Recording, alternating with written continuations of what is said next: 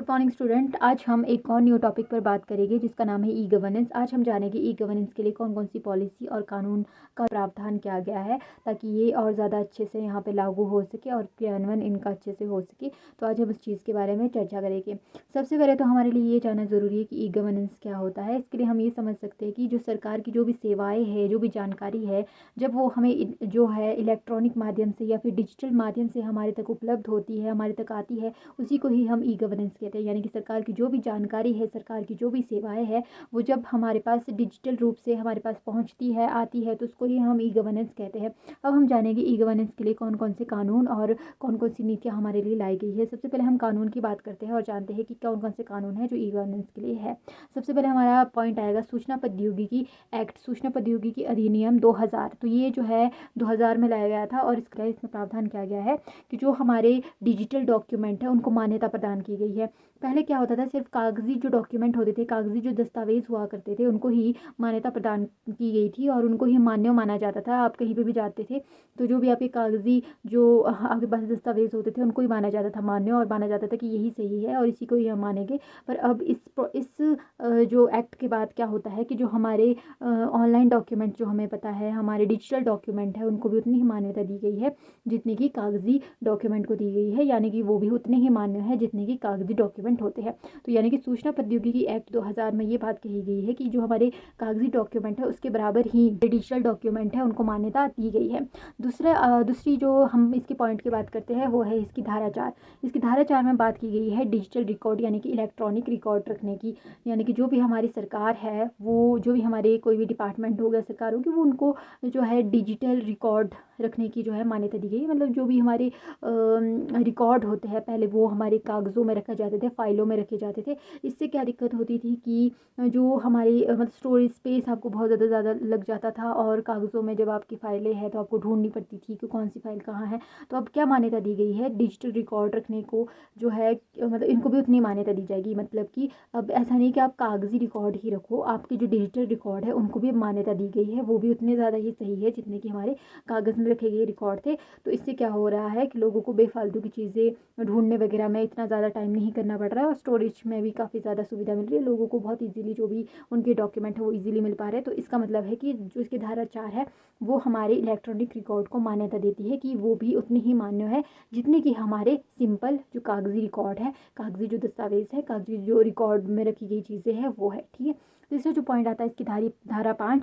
तो धारा 5 में डिजिटल हस्ताक्षर को मान्यता दी गई है कि जो हमारे सिंपल हस्ताक्षर है उसी के बराबर ही हमारे डिजिटल हस्ताक्षर दी जाएंगे। तो हम बात करें सूचना प्रौद्योगिकी एक्ट जो 2000 था उसमें और धारा 5 में इतना जो फ़र्क है कि जो धारा 5 है वो सिर्फ डिजिटल हस्ताक्षर को मान्यता देता है और बोलता है कि फॉर एग्जाम्पल अगर कोई अधिकारी है, उसने आपने कोई प्रमाण पत्र बनाया, उसमें उसने डिजिटल हस्ताक्षर किए हैं तो वो उतने ही मान्य है जितने कि उसने अगर अपने कागज़ पे किए गए हस्ताक्षर है। ठीक है। इसमें कोई ऐसा नहीं माना जाएगा कि इसमें डिजिटल हस्ताक्षर वो मान्य नहीं है। अगर आपका कोई भी डॉक्यूमेंट है उसमें डिजिटल हस्ताक्षर किए गए हैं वो उतने ही मान्य है जितने कि कागज़ पर किए गए हस्ताक्षर। तो ये है हमारी धारा 5। अगर हम बात करें सूचना प्रौद्योगिकी एक्ट 2000 की, तो उसमें बात की गई थी पूरे के पूरे एक डॉक्यूमेंट की, यानी कि एक दस्तावेज की। उसमें सिर्फ सिग्नेचर तक की वो डिपेंड नहीं है, उसमें जो भी चीज़ें आती है हमारी, जो भी डॉक्यूमेंट है वो पूरा का पूरा वो उतना ही मान्य है जितना कि कागजी होता है। ठीक है। इसमें एक पूरे डॉक्यूमेंट की बात करी है और जो इसका धारा 5 है उसमें सिर्फ एक इसका थोड़ा सा पार्ट लिया गया है, सिग्नेचर वाला पार्ट। ठीक है। पहले में हम एग्जाम्पल दे सकते हैं कि अगर हमने कोई भी ऑनलाइन फॉर्म भरना है तो उसमें हमारे जो है ऑनलाइन डॉक्यूमेंट जो भी हमारे जाएंगे डिजिटल डॉक्यूमेंट वो उतने ही मान्य है जितना हम कागज़ के रूप में वहाँ पे सबमिट करवाते हैं। ठीक है। और जो धारा 5 है उसमें हमारी सिग्नेचर वाला एक एग्जाम्पल ले सकते हैं कि जो हमारा अधिकारी है वो डिजिटल सिग्नेचर से भी हमारा जो भी प्रमाण पत्र है उसमें उतना ही मान्यता दी जाएगी जितना कि उसने कागज़ पर किए गए सिग्नेचर है उसको दी जाएगी। ठीक है। उसके बाद हम चलते हैं अपना नेक्स्ट कॉन्सेप्ट है धारा 6। धारा 6 में क्या बात की गई है, धारा 6 में बात की गई है कि जो भी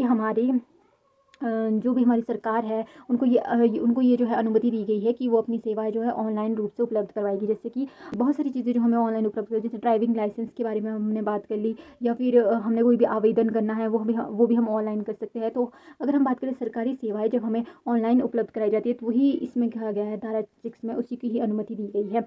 जैसे कि हम इसमें एग्जाम्पल ले सकते हैं पासपोर्ट सेवा की। उससे क्या होता है, इसमें क्लिक करके आप जो है अपने लिए पासपोर्ट वगैरह का इंतज़ाम कर सकते हो ऑनलाइन ही, या फिर ड्राइविंग लाइसेंस से आप ड्राइविंग लाइसेंस का वो कर सकते हो। तो इससे हमें ये सब चीज़ें पता लगती है।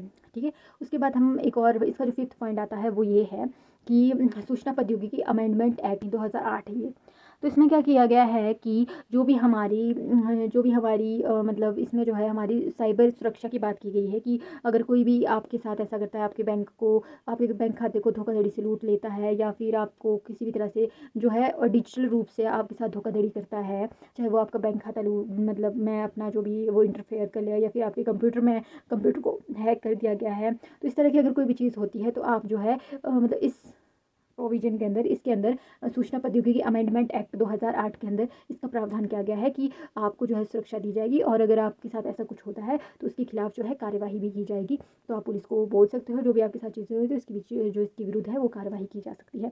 उसके अलावा अगर हम नेक्स्ट पॉइंट की बात करें तो वो है हमारा इसका 6th पॉइंट, जो कि है हमारा आधार अधिनियम 2016।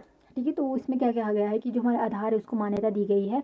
वो इसलिए क्योंकि आधार को जब तक मान्यता नहीं दी गई थी तब तक हमारे पास एक अच्छी पहचान के लिए कुछ चीज़ें थी नहीं। तो क्या होता था, लोगों को जब भी कोई बेनिफिट चाहिए, जैसे कि उनको सब्सिडी की बात करें या फिर छात्रवृत्ति की बात करें, तो क्या होता था पहले लोग जो है पैसा ऐंठने के लिए 2-3 आइडिया बना लेते थे, या फिर जो है क्या करते थे, किसी और के जो है पैसा वो खुद खाने की कोशिश करते थे, क्योंकि जो बीच में एक बिचौलिया आ जाता था जो पैसा का आदान प्रदान करता था। पर जब से हमारा आधार कार्ड को मान्यता मिली है तब से लेकर हमारा आधार कार्ड बैंक के साथ कनेक्टेड हो गया है, और जो भी पैसा सरकार देती है वो हमारे सीधा बैंक में, यानी कि डायरेक्ट बेनिफिट ट्रांसफ़र हो जाता है, सीधा पैसा हमारे बैंक में जाता है, और हमें किसी भी बिचौलिए पर निर्भर नहीं रहना पड़ता, कोई भी धोखाधड़ी होती नहीं है, सरकार का पैसा जनता के पास जाता है जिसको उसकी ज़रूरत होती है। तो यही हमारे आधार को मान्यता दी गई है, जो हमारा इसका जो है आधार अधिनियम 2016 है। उसके बाद अगला जो पॉइंट आता है 7th पॉइंट, वो है हमारा digital personal data security act. तो ये जो एक्ट है वो आपके पर्सनल डेटा को सिक्योर रखने की बात करता है, और कहता है कि जो आपका पर्सनल डेटा है उसको सिक्योर रखा जाएगा। अगर कोई कंपनी या फिर कोई भी ऐप आपका पर्सनल डेटा आपसे बिना पूछे कहीं पे बेच देती है या उसका गलत यूज़ करती है, तो सरकार उसके खिलाफ जो है कार्रवाई कर सकती है। तो क्या है ये हमारा है जो इसका 7th पॉइंट है, digital personal data protection act 2023। ठीक है, उसके बाद अगर हम नेक्स्ट पॉइंट की बात करें तो वो आता है हमारा 8th पॉइंट जो है इसका, वो है आरटीआई, यानी कि सूचना का अधिकार अधिनियम, जो हमारे को दिया गया है कि आप जो भी इंफॉर्मेशन आपको चाहिए किसी भी डिपार्टमेंट से रिगार्डिंग, किसी भी चीज़ से रिगार्डिंग, तो आपको मिल जाएगी। आरटीआई आप कर सकते हो, एंड जो भी आपको इन्फॉर्मेशन चाहिए वो आप ले सकते हो आरटीआई के थ्रू। तो ये भी हमारे कहीं ना कहीं ई गवर्नेंस से रिगार्डिंग है, क्योंकि आपको इन्फॉर्मेशन जो है वो ऑनलाइन भी आप आवेदन कर सकते हो और चीज़ें आपको ईजिली मिल सकती है। और जो इसका 9th पॉइंट है वो आता है हमारा भारतीय साक्ष्य अधिनियम।